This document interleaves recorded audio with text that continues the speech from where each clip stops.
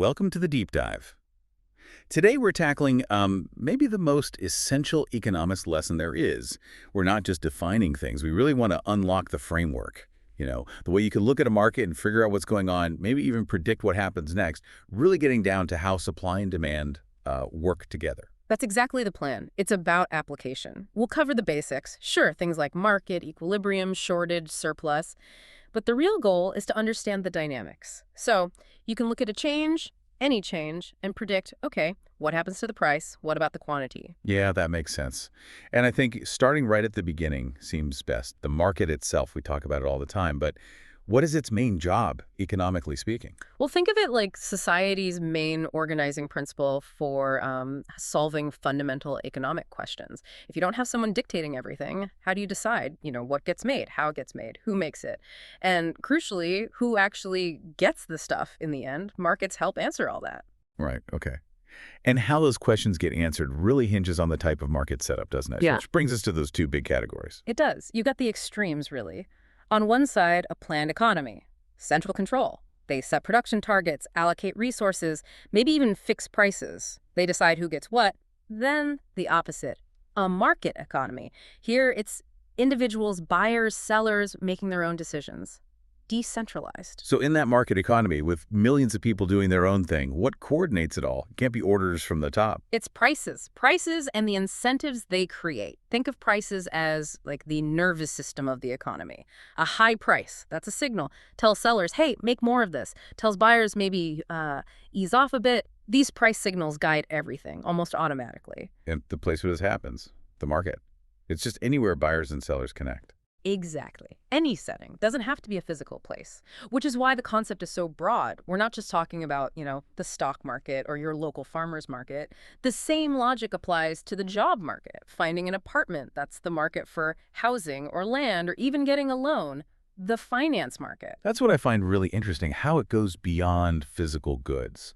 You can think about information or healthcare or education, all using these supply and demand ideas, even if there isn't a, storefront. Absolutely. Doesn't matter if it's a super complex auction or just a price tag on a shelf or some regulated system. Right. The underlying forces, they're the same. They push towards a price where what buyers are willing to pay meets what sellers are willing to accept. Okay, so that meeting point, Yeah. that perfect balance, Yeah. it's equilibrium, right? Let's dig into that. Right. A market is in equilibrium when the amount sellers want to sell. The quantity supplied is exactly the same as the amount buyers want to buy, the quantity demanded. It's the point where the market sort of clears. And what does that mean for the price itself? Does it just stay put? Yeah, basically. There's no pressure pushing it up or down. Everyone who wants to buy at that price finds a seller, and every seller finds a buyer.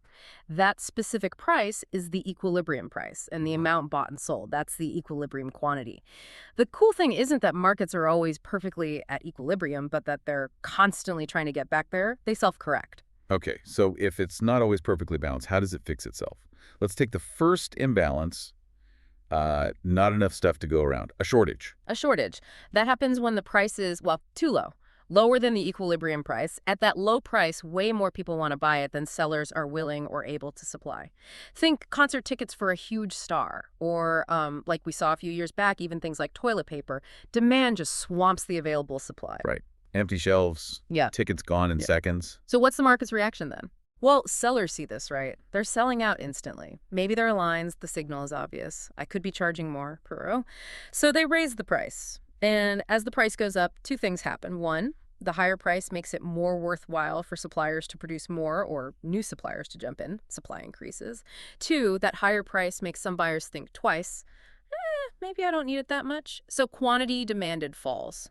Both those moves push the price back up towards equilibrium, and the shortage shrinks. Okay, so the market uses the higher price to sort of ration the limited goods to those who value it most or can afford it most. What about the flip side? Too much stuff, a surplus. A surplus. That's when the price is above equilibrium, too high. Now, sellers want to supply a lot at that high price, but buyers aren't so keen. Quantity supplied is greater than quantity demanded. Think unsold cars piling up on a lot, or winter coats still on the racks in spring. Too much inventory. And holding on to inventory costs money, right? Oh, So right. what do sellers do? They cut the price. Yeah. They have to. They need to move that product, put things on sale. And that lower price It does two things again. It discourages suppliers from making so much next time, and it encourages buyers, ooh, a bargain. So quantity demanded increases. The price keeps falling until, boom, it hits equilibrium again and the surplus disappears. So really, if I just want a quick check, is this market in balance? I just need to watch the price. If prices keep creeping up, probably a shortage somewhere. If they keep falling, probably a surplus. That's the basic diagnostic tool, absolutely. And it's practical. Imagine you're starting a new business, setting your first price. You don't need a fancy model initially. You just watch. Selling out instantly. Lines out the door. Okay, price is too low, bump it up. Got piles of stuff nobody's buying. Price is too high, gotta cut it. The market tells you what to do. Okay, that makes the journey to equilibrium pretty clear. Hmm. But things change, right? The world isn't static. So the really useful part is figuring out what happens when some outside event shifts the whole curve, demand or supply. Exactly, that's where the predictive power comes in. Something changes, maybe people's incomes go up, or new technology comes along, or tastes shift. That changes the whole relationship between price and quantity for either buyers or sellers. The curve moves. And we need to figure out which curve moved, and how does that affect the equilibrium point? Let's do demand first. Say, a big health study comes out, says eating blueberries makes you live longer. Suddenly, everyone wants blueberries. Yeah. It's an increase in demand, right? So a shift to the right. Right. So at every price, people now want more blueberries than before. What does that do? At the old equilibrium price, there aren't enough blueberries anymore. Instant shortage. Buyers start competing, maybe offering a bit more. Prices get bid up. The outcome. Predictable. A higher equilibrium price for blueberries and more blueberries being bought and sold, overall a larger equilibrium quantity. Okay, higher price, higher quantity. What if demand decreases? Like maybe skinny jeans go out of style. People just don't want them as much. Leftward shift. Leftward shift, yeah. Now, at the old price, sellers have racks full of jeans nobody's buying. Instant surplus. They've got to cut prices to clear them out. Discounts everywhere. The result, a lower equilibrium price and fewer pairs of skinny jeans sold a smaller equilibrium quantity. Got it. Okay, so let me try and nail the rule here for demand shifts. It looks like whenever demand changes, the equilibrium price and the equilibrium quantity, they always move the same way. Demand up, P and Q up. Demand down, P and Q down. Is that right? That's the key takeaway for demand shifts. A very neat rule. Hold on to that one. Now let's switch gears to supply. Supply shifts are often about, the cost of making stuff or technology changing. Okay, example. Maybe a new, cheaper way to make solar panels is invented, lowers production costs significantly. That feels like an increase in supply. More supply at every price. Rightward shift. Correct. Suppliers can now offer more panels at the old price and still make a profit, or offer the same amount for less. This creates a surplus immediately. Too many panels hitting the market.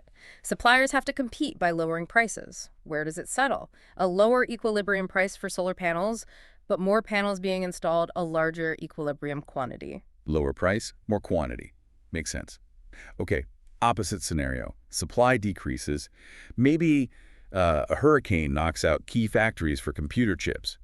Big disruption. Leftward shift. Yeah, sudden drop in the ability to produce. Leftward shift. Instantly, at the old price, there aren't nearly enough chips to meet demand. Big shortage. Companies desperate for chips will bid the price way up. The result, a higher equilibrium price for chips and fewer chips available, overall a smaller equilibrium quantity. Okay, so the rule for supply shifts seems to be price and quantity move in opposite directions. More supply. Price goes down and quantity goes up. Less supply. Price goes up, quantity goes down. You've got it. Those two rules, same direction for demand shifts, opposite directions for supply shifts, are incredibly useful diagnostic tools. But, the real world is messy. What happens when both curves shift at the same time? Which happens a lot. Ah, yeah. That's where it gets fuzzy, right? Because one shift might be pushing the price up while the other's pushing it down. Or maybe they both push quantity down. The final result isn't obvious. Exactly. It's ambiguous because the two forces might be working against each other on either price or quantity. The net effect depends on, which shift is stronger. The way to handle this is to analyze it step by step. Don't try to do it all at once. Figure out the effect of the first shift, then figure out the effect of the second shift and sort of add them together. Okay, let's try that with the example from the outline, the wheat market. Two things happen simultaneously. One, low-carb diets get really popular. So less demand for wheat, that's a demand decrease. Two, bad weather, maybe linked to climate change, hurts the wheat harvest. So less supply of wheat, that's a supply decrease. Okay, step one, analyze just the demand shift. Decreased demand, what does that do? We just figured that out. It pushes price down and quantity down. Now hold that thought. Step 2. Analyze just the supply shift. Decrease supply. What does that do? Pushes price up and quantity down. Okay, wait, let's put them together. For quantity, the demand shift pushed it down. A&D, the supply shift, pushed it down. So quantity is definitely going down. No ambiguity there. Less wheat will be sold, but for price. Uh-oh. The demand decrease pushes price down. The supply decrease pushes price up. They're fighting each other. Exactly. A tug of war on price. Will the final price be higher or lower than before? We actually can't say for sure without knowing how big each shift was. If the drop in demand, low-carb diets, was huge, and the weather effect was minor, the price might fall overall. But if the weather disaster was catastrophic, really slashing supply, while the diet trend was just moderate, then the price would almost certainly rise. The price change is ambiguous. Quantity change is clear. It falls. Wow, okay. That step-by-step thing really helps see why it's ambiguous. Yeah. You isolate the forces. Yeah. It explains why you hear economists say, it depends, so often when lots of things are changing. It does. And it circles back to our diagnostic superpower. If you just have the data, you see what actually happened to price and quantity in the real world, you can work backward and figure out what must have shifted. So here's the ultimate cheat sheet for reading the market. 1. If you see price and quantity moving in the same direction, both up or both down, for sure, the primary driver was a shift in demand. 2, if you see price and quantity moving in opposite directions, one up, the other down, the primary driver was a shift in supply. Analysts use this constantly to make sense of market news. That's fantastic. It turns the whole thing from abstract theory into something you can actually use to interpret what you see happening. That's the goal. So let's recap the big ideas. We've seen that markets are this incredible decentralized way society organizes itself, driven by price signals and incentives. And those price signals constantly push the market back towards equilibrium, that balance point where quantity supplied equals quantity demanded. It self-corrects for shortages and surpluses. And finally, the analytical part. We can predict what happens when things change by asking which curve shifts, increase or decrease, and what does that do to the equilibrium price and quantity, remembering, of course, that things get ambiguous when both curves move at once. It really is amazing how these fundamental rules apply everywhere, from basic stuff like wheat to really complex things. They're pretty universal. And here's a final thought for you, something to mull over. Think about how these basic rules, shortage leads to upward price pressure, surplus leads to downward price pressure, might play out even in markets we find uncomfortable or controversial. Consider something like the market for organ transplants, or maybe certain life-saving medicines where prices might be regulated or there are ethical debates. Even if we try to control the price or limit the market, the underlying economic forces of scarcity, of supply not meeting demand, that pressure is still there. A shortage still creates rationing problems even if price isn't the mechanism used. The economics doesn't just disappear because we don't like thinking about it as a market. It's something to consider.